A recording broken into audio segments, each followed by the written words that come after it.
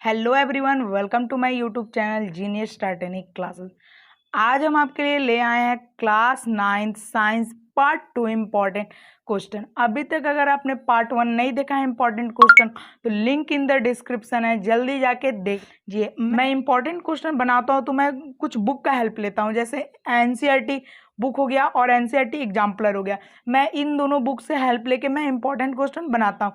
तो चलिए आज का वीडियो स्टार्ट कर। हमारा फर्स्ट क्वेश्चन है, how do carbohydrate, protein and fats get digest in human beings. कैसे carbohydrate, protein and fat digest होते हैं ह्यूमन बींग्स में। तो हमारा आंसर होगा, पहले हम लिखेंगे digestion of carbohydrate. First point, digestion of carbohydrate start from vocal cavity. जो हमारा डाइजेशन का जो कार्बोहाइड्रेट का जो डाइजेशन स्टार्ट होता है वो हमारा वोकल कैविटी के अंदर से होता है। The food receive saliva in the vocal cavity. Vocal cavity के अंदर हमारा सलाइवा होता है। वोकल कैविटी मतलब क्या हुआ, हमारा माउथ। सलाइवा क्या कंटेन करता है, salivary amylase. It break down starch into simple glucose या शुगर में कन्वर्ट कर। जो सलाइबा है वह सलाइवरी एमाइलेज कंटेंट करता है। सलाइवरी एमाइलेज स्टार्च को ब्रेक डाउन करके ग्लूकोज या सिंपल शुगर में कर देता है। सेकंड पॉइंट है, other complex carbohydrate are convert into glucose in the small intestine. जो बचे हुए कार्बोहाइड्रेट जो होते हैं कॉम्प्लेक्स कार्बोहाइड्रेट, वह स्मॉल इंटेस्टाइन में जाके कन्वर्ट हो जाते हैं ग्लूकोज में। बिकॉज क्योंकि pancreatic juice contain pancreatic amylase, क्योंकि पैनक्रियाज सिक्रेट करता है पैनक्रिएटिक जूस और पैनक्रिएटिक जूस के अंदर होता है pancreatic amylase which acts in further break down the starch. वह स्टार्च को ब्रेक करने में हेल्प करता है। एंड स्मॉल इंटेस्टाइन के वाल में एक ग्लैंड होता है जो ग्लैंड इंटेस्टिनल जूस को सिक्रेट करता है। अब हमारा सेकंड है, डाइजेशन ऑफ प्रोटीन। प्रोटीन कैसे डाइजेशन होता है। Protein is partially digest in stomach. Protein जो है वह पार्शियली डाइजेस्ट होता है स्टोमच में। Stomach contain gastric gland present in the wall of stomach. Stomach एक ग्लैंड कंटेन करता है जिसका नाम है गैस्ट्रिक ग्लैंड, जो स्टोमच के वॉल में प्रेजेंट होता है। Gastric gland contained pepsin, HCl and mucus.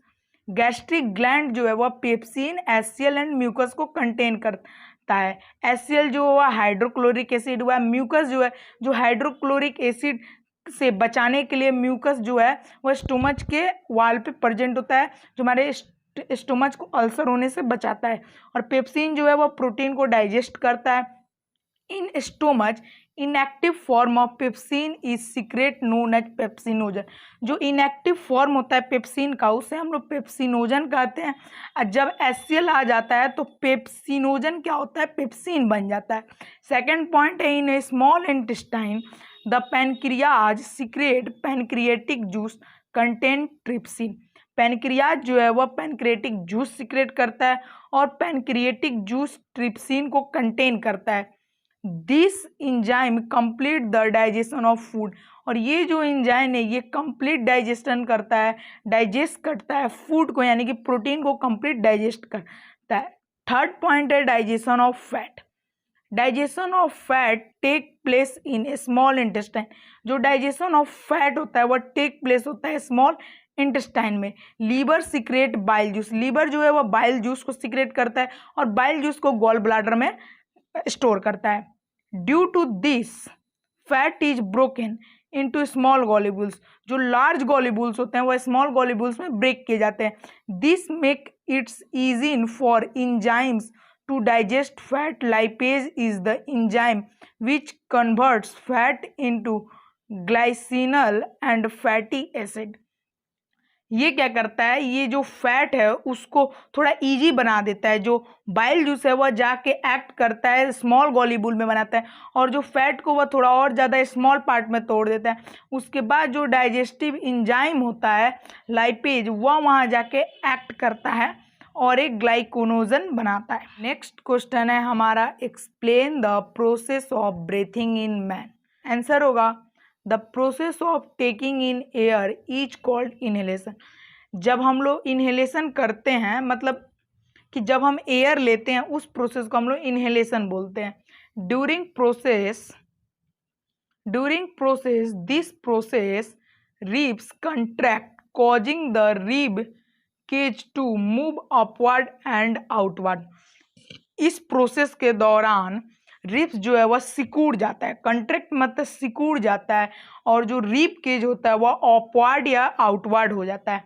And the diaphragm जो होता है, जो हमारे लंग्स के नीचे होता है, diaphragm contract and move downward, वह सिकुड़ जाता है और डाउनवर्ड की तरह मूव करता है। As the chest cavity become large, और चेस्ट कैविटी लार्ज हो जाता है, बड़ा हो जाता है। Air is sucked in from outside into the lungs, the lungs get filled up with air, lungs जो है वो एयर से भर जाता है और एक्सपेंड हो जाता है।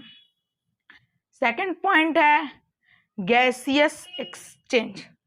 यहाँ गैसियस का स्पेलिंग गलत है, आप लोग यहाँ सुधार लीजिएगा, यहाँ गैसियस का स्पेलिंग ये नहीं होगा, आप लोग यहाँ से सुधार लीजिएगा। चलिए, हेमोग्लोबिन इन आरबीसी, आरबीसी का फुल फॉर्म होता है red blood cell, binds with oxygen and carry it along the body, with blood के साथ। As blood passes through the tissue of the body, जो ब्लड पास होता है वह tissue of the body से होता है। द ऑक्सीजन फ्रॉम ब्लड, यहाँ डिफ्यूज होगा, यहाँ आप लोग का डिफर्स नहीं होगा, यहाँ आप लोग का डिफ्यूज होगा, into the cell, where as CO2 produce during respire, where as CO2 produce होता है ड्यूरिंग रिस्पायरेशन, ठीक है, diffuse into the blood and is carried to the lungs.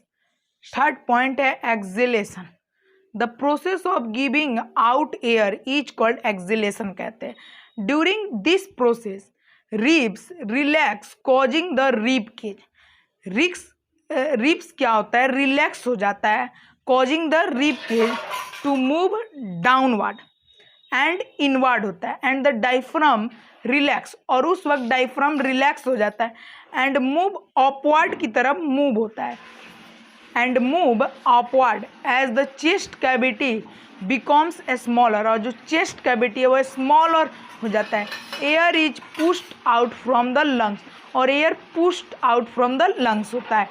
तो आई होप आपको अभी तक 2 क्वेश्चन समझ आया। लास्ट क्वेश्चन में बढ़ने से पहले मैं आपको बता दूं कि लोग बोलेंगे कि भैया आप इतना बड़ा बड़ा आप आंसर लिखवा रहे हैं, तो उससे पहले मैं आपको एक चीज़ बता दूं कि ये जो इतना बड़ा है ये कुछ बड़ा नहीं है। चलो मैं इसको शॉर्ट करता हूँ कैसे।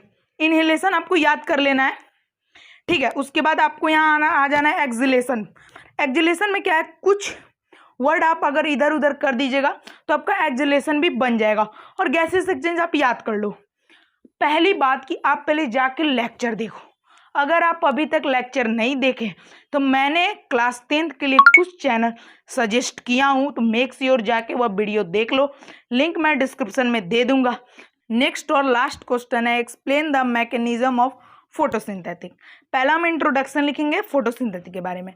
The process by which green plant make their on food in the form of glucose होगा। यहाँ जो ग्लाइकोजिस जो भी लिखा है, यहाँ आपको ये नहीं लिखना है, यहाँ आपको क्या लिखना है, ग्लूकोज लिखना है।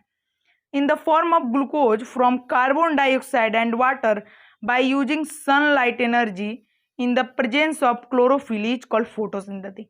मतलब कि ग्रीन प्लांट जो खाना बनाता है वह ग्लूकोज के फॉर्म में बनाता है, carbon dioxide, water and sunlight की मदद लेकर, और क्लोरोफिल के प्रेजेंस में वह खाना बनाता है। Oxygen gas is release during photosynthetic. Oxygen gas जो रिलीज होता है प्लांट से वह फोटोसिंथेटिक के दौरान होता है। इट कैन बी रिप्रेजेंट है जैसे कि 6CO2, 12H2O, C6H12O6 plus 6O2 plus 6HO2। ये फोटोसिंथेटिक का केमिकल फॉर्मूला है। Following events occur during photosynthetic. First, absorption of light energy by chlorophyll. Light energy को एब्जॉर्ब करता है chlorophyll. Conversion of light energy to chemical energy and splitting of water molecule into hydrogen and oxygen.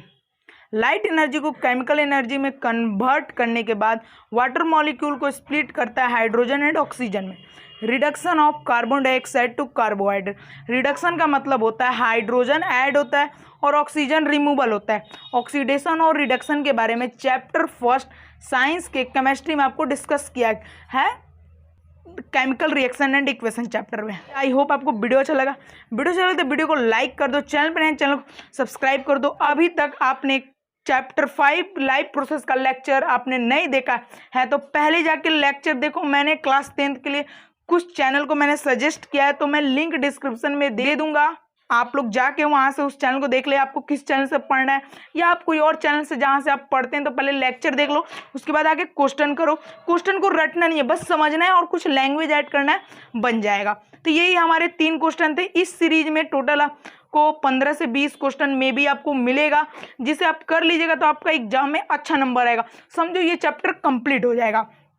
तो next part बहुत ही जल्द आने वाला है, तो वीडियो को लाइक कर दो, चैनल पर नए चैनल को सब्सक्राइब कर दो। मिलते हैं नेक्स्ट वीडियो।